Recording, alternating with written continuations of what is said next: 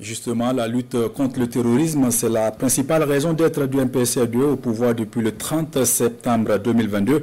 Dès lors, le capitaine Ibrahim Traoré, président du Faso, s'est engagé dans de vastes réformes de l'armée et son équipement dans la perspective de la reconquête du territoire national. Les efforts sont évalués à coût de milliards. Bienvenue, Taoussa.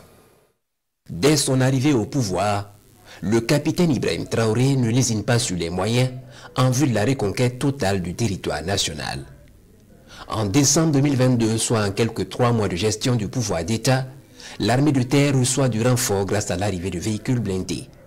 Il s'agissait là d'un coup d'envoi en matière de renforcement des capacités des forces combattantes. En janvier 2024 et dans le cadre du plan stratégique d'équipement, un lot de matériel parvient au ministère de la Défense et des anciens combattants. Des moyens roulants, des armes de combat et des munitions. Avril 2024, un autre lot de matériel militaire est remis au chef d'état-major général des armées.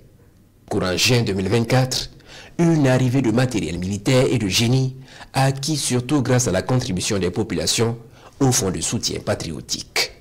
23 décembre 2024, voici ce que le président du Faso qualifie de cadeau de fin d'année du peuple burkinabé à son armée. Une dotation composée de camions et bien d'autres matériels militaires de combat. L'armée de l'air a également reçu sa part de renfort en équipement, entre acquisition d'appareils de combat, de renseignements et de vecteurs aériens de divers types. Cela pendant que l'armée est en profonde transformation pour répondre efficacement à la menace terroriste. Le territoire connaît un nouveau maillage. Depuis novembre 2022, le Burkina Faso compte 6 régions militaires pour l'armée de terre, 2 régions militaires pour l'armée de l'air, 6 légions de gendarmerie pour la gendarmerie nationale et 6 groupements de forces. Sous le capitaine Ibrahim Traoré, la brigade spéciale d'intervention rapide voit le jour et en moins de 2 ans, le pays compte 25 bataillons d'intervention rapide pour ne citer que cela. Pendant ce temps, les effectifs se renforcent. Seulement pour le compte de l'année 2024, plus de 15 000 combattants ont été recrutés.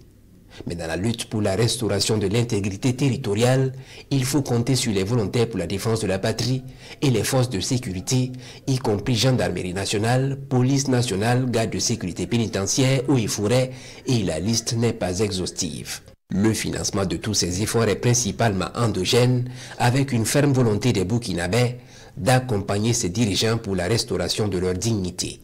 Le Burkina Faso, sous le leadership du capitaine Ibrahim Traoré, c'est aussi la diversification des partenariats stratégiques avec des pays comme la Russie, la Turquie et la Chine, au profit des forces engagées pour la reconquête du territoire national et des populations désireuses de respirer l'air de la sécurité et de la paix.